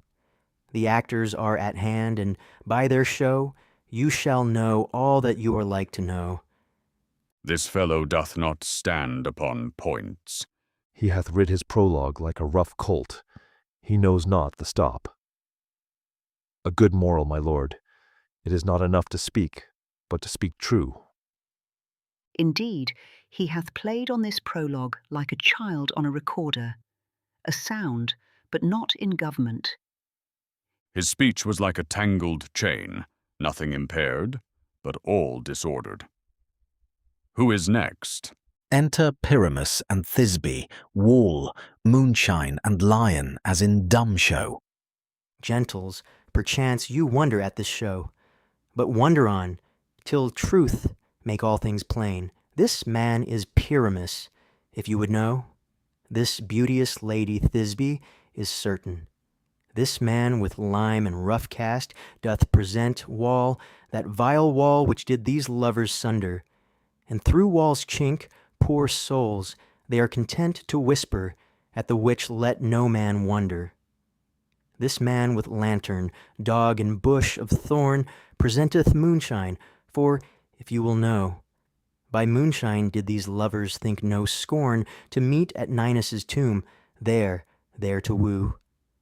This grisly beast, which Lion hight by name, the trusty Thisbe, coming first by night, did scare away, or rather did affright, and as she fled, her mantle she did fall, which Lion vile with bloody mouth did stain.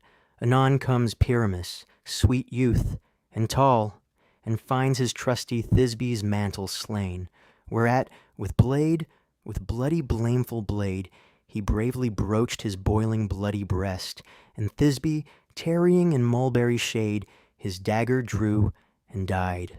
For all the rest, let Lion, Moonshine, Wall, and lovers twain at large discourse while here they do remain. Exit. Prologue. Pyramus, Thisbe, Lion, and Moonshine. I wonder if the lion be to speak. No wonder, my lord. One lion may, when many asses do. In this same interlude, it doth befall that I, one Snout by name, present a wall, and such a wall as I would have used think that had in it a crannied hole or a chink, through which the lovers, Pyramus and Thisbe, did whisper, often very secretly. This loam, this rough cast, and this stone doth show that I am that same wall. The truth is so, and this the cranny is, right and sinister, through which the fearful lovers are to whisper. Would you desire lime and hair to speak better? It is the wittiest partition that ever I heard discourse, my lord. Pyramus draws near the wall. Silence. Enter Pyramus. O grim-looked night, O night with hue so black, O night whichever art when day is not. O night, alack, alack, alack, I fear my Thisbe's promise is forgot. And thou, O wall, O sweet, O lovely wall, that stands between her father's ground and mine. Thou wall, O sweet and lovely wall, show me thy chink to blink through with mine eyne. Wall holds up his fingers. Thanks, courteous wall. Jove shield thee well for this. But what see I? No Thisbe do I see. O wicked wall, through whom I see no bliss. Cursed be thy stones for thus deceiving me. The wall, methinks, being sensible, should curse again. No, in truth, sir, he should not. Deceiving me is Thisbe's cue. She is to enter now, and I am to spy her through the wall. You shall see it will fall pat as I told you. Yonder she comes. Enter Thisbe. O wall, full often hast thou heard my moans, for parting my fair Pyramus and me. My cherry lips have often kissed thy stones with lime and hair knit up in thee. I see a voice. Now will I to the chink, to spy, and I can hear my Thisbe's face. Thisbe? My love thou art. My love I think. Think what thou wilt. I am thy lover's grace, and like Lymander am I trusty still. And I like Helen, till the fates me kill. Not Shaphalus to Procrus was so true. As Shaphalus to Procrus, I to you. Oh, kiss me through the hole of this vile wall. I kiss the wall's hole, not your lips at all. Wilt thou at Ninny's tomb meet me straightway? Tide life, tide death, I come without delay. Thus have I, Wall, my part discharged so, and being done, thus Wall away doth go. Exit Wall, Pyramus, and Thisbe. Now is the mural down between the two neighbors. No remedy, my lord, when walls are so wilful to hear without warning. This is the silliest stuff that ever I heard. The best in this kind are but shadows, and the worst are no worse, if imagination amend them. It must be your imagination, then, and not theirs. If we imagine no worse of them than they of themselves, they may pass for excellent men. Here come two noble beasts in, a man and a lion.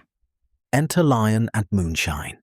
You ladies, you whose gentle hearts do fear the smallest monstrous mouse that creeps on floor, may now perchance both quake and tremble here, when lion rough in wildest rage doth roar. Then know that I, one snug the joiner, am a lion fell, nor else no lion's dam. For if I should as lion come in strife into this place, 'twere pity on my life. A very gentle beast, and of a good conscience. The very best at a beast, my lord, that e'er I saw. This lion is a very fox for his valor. True, and a goose for his discretion. Not so, my lord, for his valor cannot carry his discretion, and the fox carries the goose. His discretion, I am sure, cannot carry his valor, for the goose carries not the fox. It is well. Leave it to his discretion, and let us listen to the moon. This lanthorn doth the horned moon present. He should have worn the horns on his head. He is no crescent, and his horns are invisible within the circumference. This lanthorn doth the horned moon present. Myself the man, I'd the moon do seem to be. This is the greatest error of all the rest. The man should be put into the lantern. How is it else the man I the moon? He dares not come there for the candle, for you see, it is already in snuff. I am aweary of this moon. Would he would change? It appears by his small light of discretion that he is in the wane. But yet, in courtesy, in all reason, we must stay the time. Proceed, Moon. All that I have to say is to tell you that the lantern is the moon. I the man of the moon.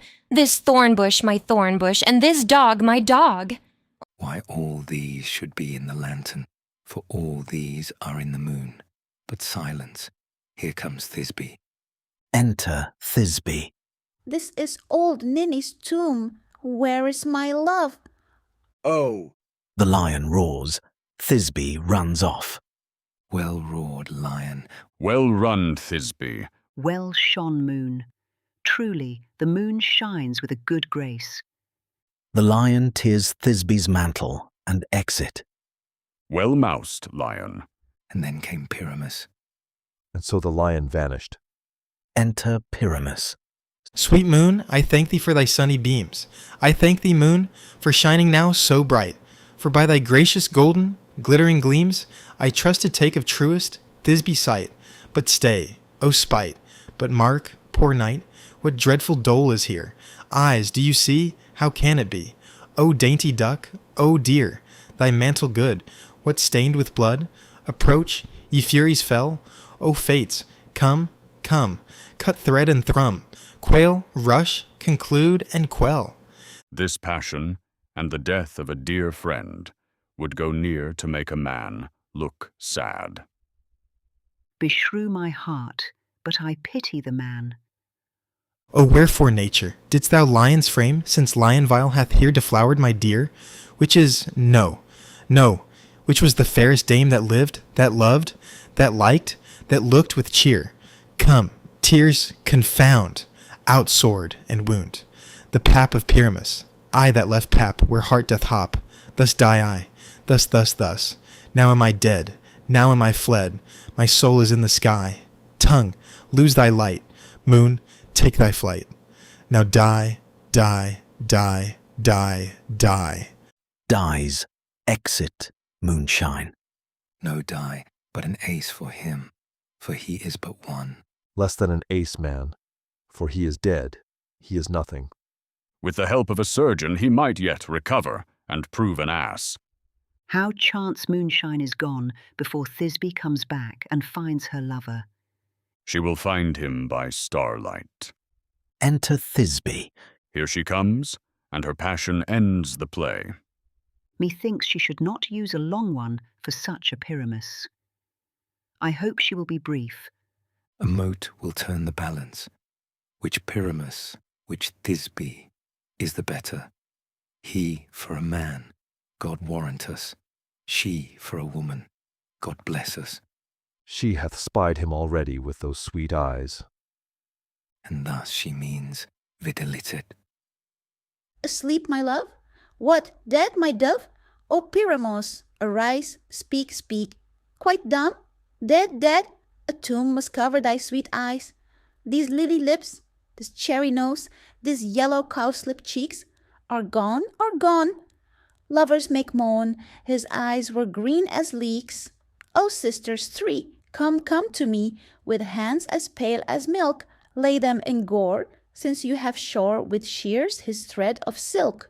Tongue, not a word, come, trusty sword, come, blade, my breast imbrue, and farewell, friends, thus Thisbe ends. Adieu, adieu, adieu, ah. Dies. Moonshine and Lion are left to bury the dead. Aye, and Wall too. No, I assure you, the wall is down that parted their fathers. Will it please you to see the epilogue, or to hear a burgomask dance between two of our company? No epilogue, I pray you, for your play needs no excuse. Never excuse, for when the players are all dead, there need none to be blamed. Marry, if he that writ it had played Pyramus, and hanged himself in Thisbe's garter, it would have been a fine tragedy. And so it is, truly, and very notably discharged. But come your burgomask, let your epilogue alone. Here a dance of clowns. The iron tongue of midnight hath told 12. Lovers to bed, 'tis almost fairy time. I fear we shall outsleep the coming morn, as much as we this night have overwatched. This palpable gross play hath well beguiled the heavy gait of night. Sweet friends, to bed. A fortnight hold we this solemnity in nightly revels and new jollity. Exit. Enter Puck. Now the hungry lion roars, and the wolf behowls the moon, whilst the heavy ploughman snores, all with weary task fordone. Now the wasted brands do glow, whilst the screech owl, screeching loud, puts the wretch that lies in woe in remembrance of a shroud. Now it is the time of night that the graves, all gaping wide, everyone lets forth his sprite in the churchway paths to glide. And we fairies, that do run by the triple Hecate's team, from the presence of the sun, following darkness like a dream, now our frolic. Not a mouse shall disturb this hallowed house. I am sent with broom before, to sweep the dust behind the door. Enter Oberon and Titania with their train. Through the house give glimmering light by the dead and drowsy fire. Every elf and fairy sprite hop as light as bird from briar. And this ditty after me, sing and dance it trippingly. First rehearse your song by rote, to each word a warbling note. Hand in hand with fairy grace will we sing, and bless this place. Song and dance. Now until the break of day, through this house each fairy stray.